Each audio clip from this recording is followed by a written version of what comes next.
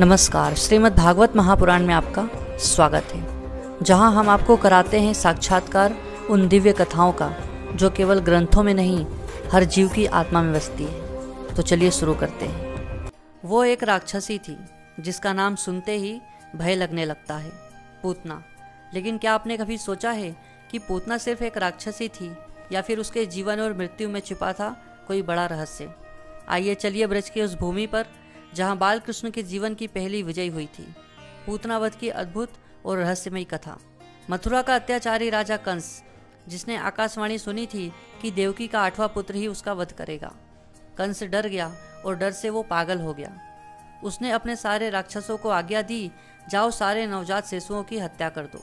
और इसी आदेश पर निकली पूतना, एक मायावी राक्षसी। वो अपनी रूप बदलने की शक्ति से सुंदर स्त्री बन जाती थी। जहां भी जाती एक माँ की तरह लगती, लेकिन उसके स्तनों में होता था जहर। पूतना का अगला निशाना था गोकुल, जहां यशोदा और नंद बाबा का घर था, जहां श्री कृष्ण ने अभी अभी जन्म लिया था।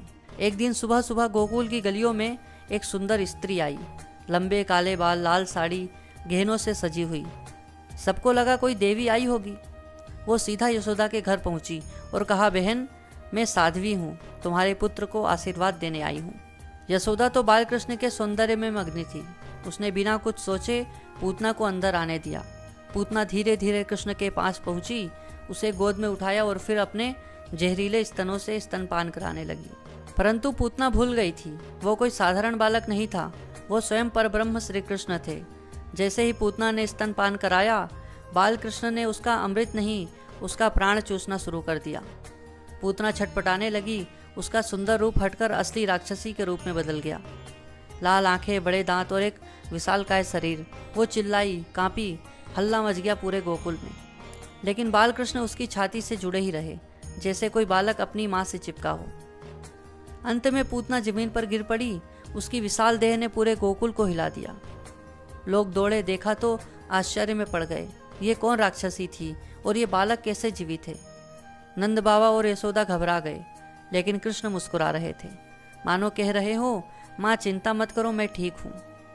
अब आता है कथा का सबसे बड़ा रहस्य। श्रीमद् भागवत महापुराण में लिखा है कि श्री कृष्ण ने पूतना को केवल मारा नहीं, उसे मोक्ष भी दिया। लेकिन क्यों? क्योंकि पूतना ने भले ही छल से, पर माँ का रूप धारण करके उसे दूध पिलाया।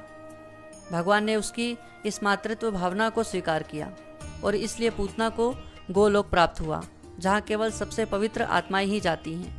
तो मित्रों, ये सिर्फ एक वध नहीं था, ये एक लीला थी, जहाँ भगवान ने यह दिखाया कि अगर भावना सच्ची हो तो चाहे कोई कितना भी पापी क्यों ना हो, भगवान उसे भी अपना लेते हैं।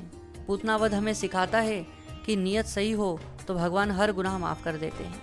अगर आपको ये वीडियो अच्छा लगा हो तो वीडियो को लाइक करें और चैनल को सब्सक्राइब करें। धन्यवाद।